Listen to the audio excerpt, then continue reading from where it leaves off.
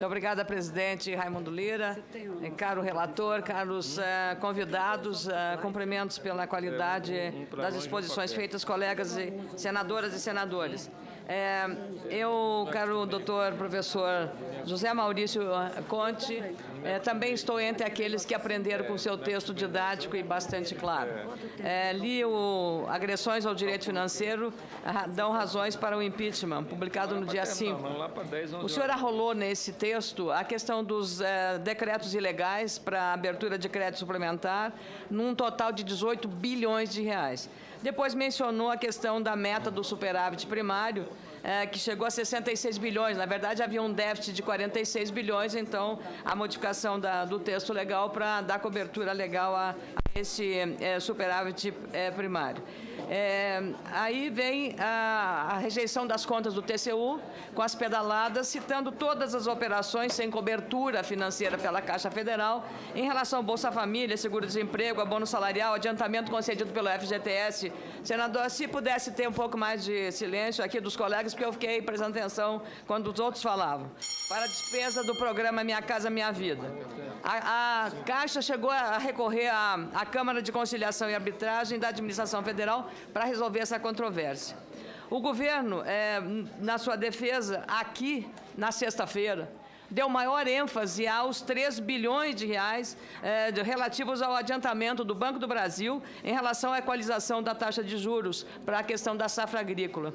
Então, eu queria saber que estratégia foi essa de, tendo havido tantas outras coisas tão graves quanto, ter concentrado a defesa em relação à questão dos 3 bilhões. E, para um professor de Direito Financeiro, eu queria saber do senhor, não houve nenhuma referência ao prejuízo que Banco do Brasil e Caixa Federal tiveram. O Banco do Brasil é uma empresa de capital aberto e se isso não implicaria, eventualmente, numa penalização junto à Comissão de Valores Imobiliários, porque isso é um prejuízo aos acionistas, o fato de não haver correção daquele dinheiro que ela colocou ali como adiantamento. Não houve correção desse dinheiro, nem pagamento de tributos eventuais decorrentes de uma apuração, aferição de lucro, eventualmente de um montante daquele jeito. Então, essas duas questões. Qual foi a estratégia de concentrar a defesa nos 3 bilhões da safra e o prejuízo contábil que as instituições Caixa e Banco do Brasil, comprometendo duas grandes instituições brasileiras públicas, depois do prejuízo que já houve na Petrobras.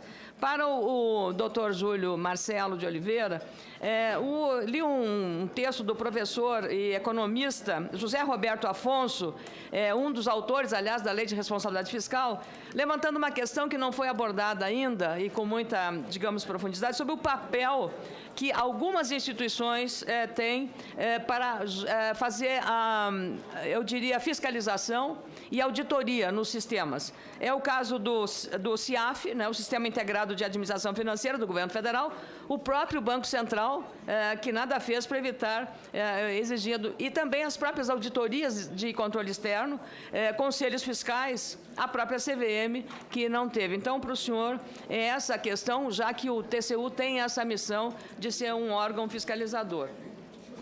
E para o nosso conterrâneo, doutor Fábio Medina Osório, que agora é o advogado, o que Vossa Excelência falou aqui sobre a questão de golpe, eu queria agradecer também sobre isso. E li um artigo seu também no mesmo conjur, um texto que vou resumir aqui.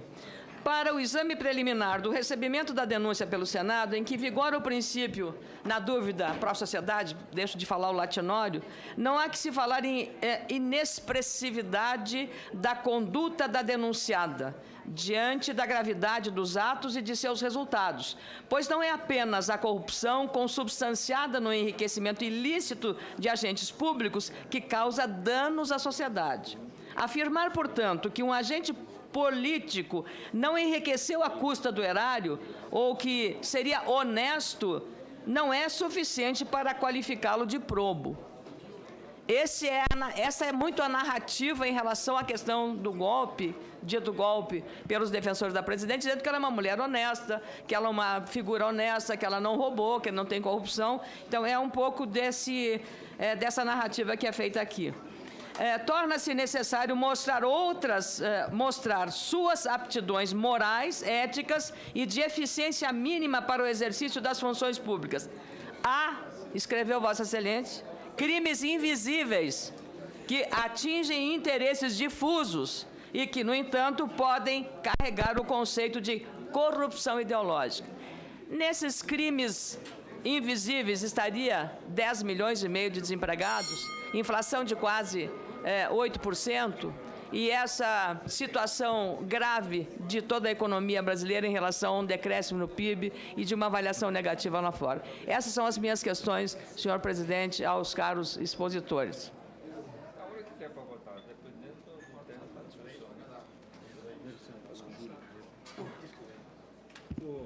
A palavra inicialmente ao doutor Júlio, 3 minutos. Para o doutor... Eu pediria a compreensão. Sim, pois... desculpa. Porque ele vai sair para fazer um lanche, viu? Desculpa, doutor. Tem o senso de humanidade. Concordo.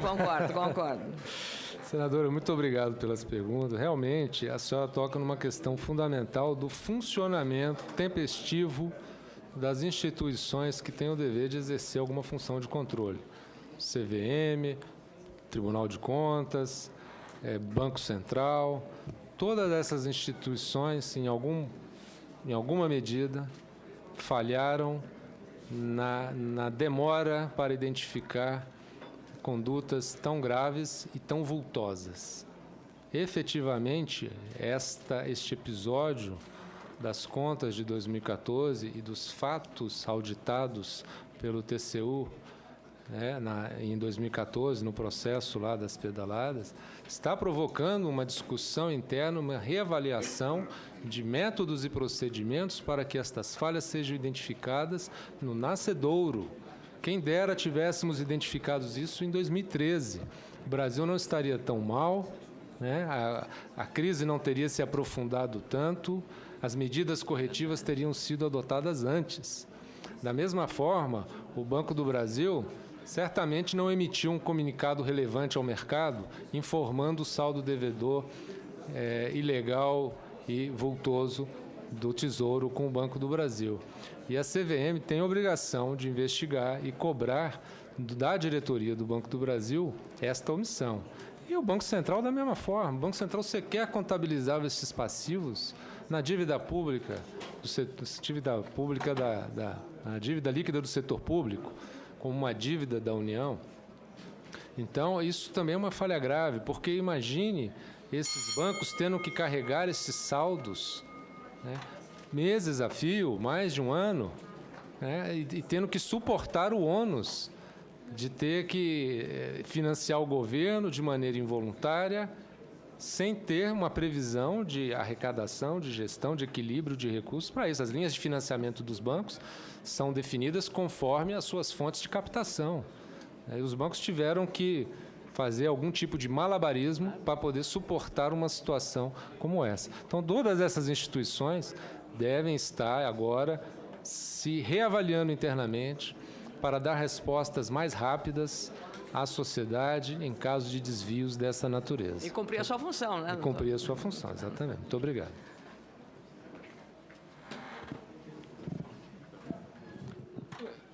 Com a palavra o doutor Fábio Medina.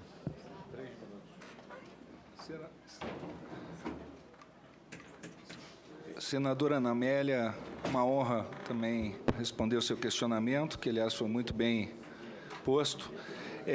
Nós tratamos dos crimes de responsabilidade pelo ângulo dos ilícitos dolosos e culposos. Aliás, podemos notar que desde o primeiro decreto que trata de crimes de responsabilidade no Brasil, que é o decreto 30 de 8 de janeiro de 1892, já se apontava os ilícitos culposos. E eu não tenho dúvida de que a ineficiência endêmica, talvez ela, além de ser a raiz da corrupção, cause males ainda maiores do que a própria corrupção.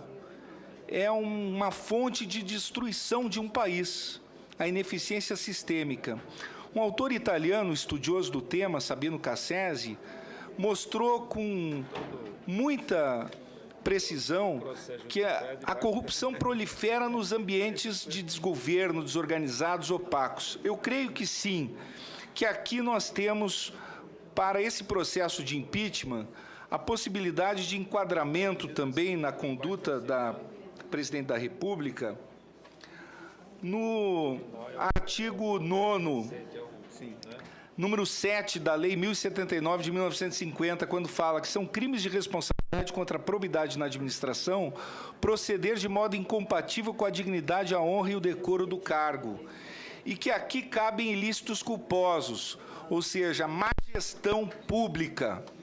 E a má gestão pública conduziu a essa situação caótica que vivemos e que culmina em todos esses processos fiscalizatórios que resultam nesses tipos legais todos violados que estão sob apreciação desta Casa Legislativa. É importante, apenas para finalizar, senhor presidente, destacar que a corrupção ideológica é uma fórmula de atropelo das instituições tão nefasta também quanto a corrupção que se traduz no enriquecimento ilícito, porque ela implica a violação a princípios caros como o Estado Democrático de Direito, separação de poderes, e que são crimes invisíveis que muitas vezes deterioram as instituições e que lá na ponta afetam, sim, políticas públicas, que talvez seja exatamente o diagnóstico que nós percebemos hoje na atualidade brasileira.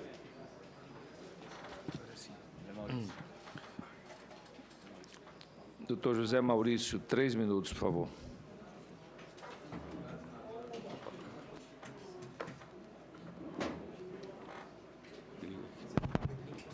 Está funcionando?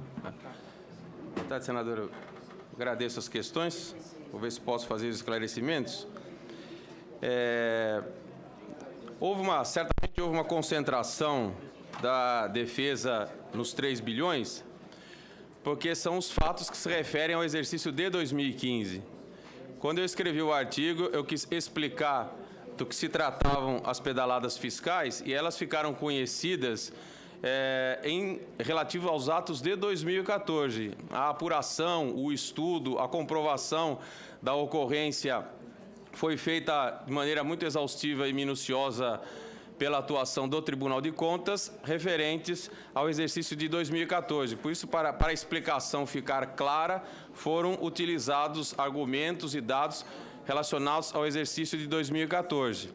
Mas a acusação acabou se circunscrevendo apenas às chamadas pedaladas que ocorreram em 2015, que são essas as que Vossa Excelência se referiu ao falar sobre os 3 bilhões. Por isso é que, certamente, a defesa está se concentrando em se defender apenas do que ela é acusada, que, no caso, se restringiu às pedaladas referentes ao Plano Safra de 3 bilhões. E com relação à questão relacionada à atuação da CVM... Não, eu estou sobre a questão do prejuízo contábil para o Banco do Brasil. Prejuízo contábil. Essa questão aí já foi, em parte, explicada pelo procurador Júlio, e o direito bancário de mercado de capitais não é bem a minha área. Qualquer explicação técnica minha não vai ser absolutamente precisa. Muito Mas obrigado. eu acredito que deva ter consequências que deveriam ter sido tomadas, não tenho dúvida disso. Muito obrigada. Eu queria, só na minha réplica, aqui brevemente, voltar ao doutor Fábio Medina Osório, que ele cita um autor também de minha grande admiração, doutor Paulo Brossard de Souza Pinto, que fez um tratado muito importante sobre isso. Aqui também se levantou questões, porque esse é um julgamento político, eminentemente político, o que diz o presidente do Supremo Tribunal Federal, Ricardo Lewandowski, todo o entendimento da Suprema Corte é o entendimento institucional do país. O que foi questionado aqui que não é bem a questão relacionada. Na denúncia apresentada pela OAB, presidida por um conterrâneo nosso, Cláudio Lamáquia, lá na página 14 está escrito assim: o que fundamenta o pedido do impeachment não é a reprovação das contas em si pelo TCU. Pelo TCU meu parênteses, mas sim a deliberada inobservância de postulados concernentes à responsabilidade fiscal, à lei orçamentária e à rigidez das finanças públicas, o que acarretaria, na prática, de crime de responsabilidade consoante prescrito pela Constituição Federal.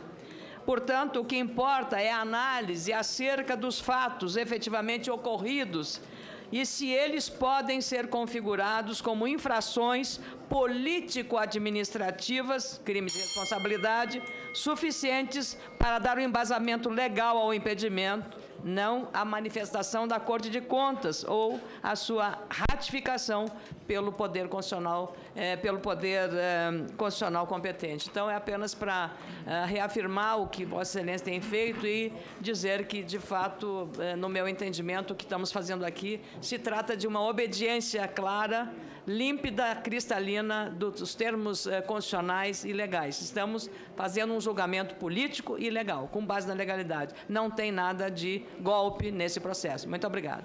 Doutor Fábio Medina, 2 minutos. Perfeito, senadora Ana Amélia. Justamente por isso, e se constata que o Supremo Tribunal Federal vem estabelecendo os ritos desse processo e o fez relativamente à Câmara, o Senado, de modo muito cauteloso, também observando o devido processo legal, e até me causou algum espanto as objeções levantadas aqui no Senado por alguns senadores, embora compreensivelmente dentro da luta política, por certo, mas eu, como jurista, professor, não posso deixar de fazer o registro que jamais defenderia a ausência do devido processo legal num processo de impeachment. O que nós deixamos muito claro é o posicionamento do Supremo Tribunal Federal a respeito dessa matéria. E, a respeito deste tema, há uma remansosa jurisprudência sedimentada desde longa data, até porque o Supremo teve a oportunidade de se debruçar sobre isso no caso Collor.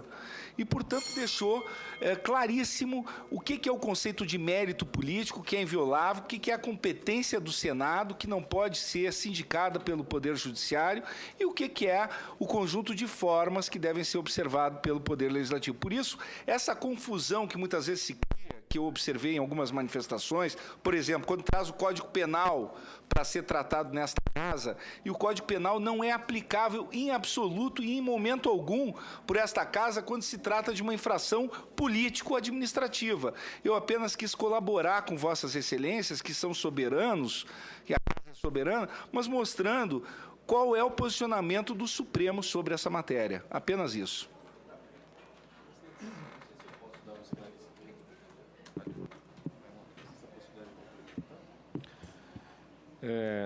Doutor José Maurício, 1 minuto para Vossa Excelência. Relativo a essa mesma questão, não exatamente especificamente sobre isso, mas eu escrevi também no site do consultor jurídico anteriormente uma coluna em que eu achei que era interessante explicar uma confusão que tem sido causada pelas diferentes esferas de responsabilização. Os atos que estão aqui sob análise, como outros, eles podem se sujeitar a diferentes esferas de responsabilização. O que o Tribunal de Contas faz é uma análise das infrações de natureza administrativo-financeiras que estão no âmbito da atuação do Tribunal de Contas como órgão de fiscalização das contas públicas, nas quais esses atos podem estar inseridos. Os mesmos atos, ou parte deles, também podem tipificar crimes comuns do Código Penal do artigo 359, que, se levados à frente, vão resultar num processo penal sujeito à sanção penal, seguindo as regras do Código Penal. Também vários desses atos podem caracterizar ato de improbidade administrativa, que podem ficar sujeitos a processo de natureza civil administrativa. E esses atos podem se sujeitar também à infração e tipificação de condutas de crime de responsabilidade, que são infrações jurídico-políticas. Inclusive, até um problema jurídico, porque em alguns pontos pode haver duplicidade de punições, dificuldade de interpretações divergentes. Eu até mencionei isso na coluna para poder explicar. Mas o fato é que não são esferas autônomas de responsabilização. Alguns dos atos são os mesmos atos, mas podem se sujeitar a diferentes esferas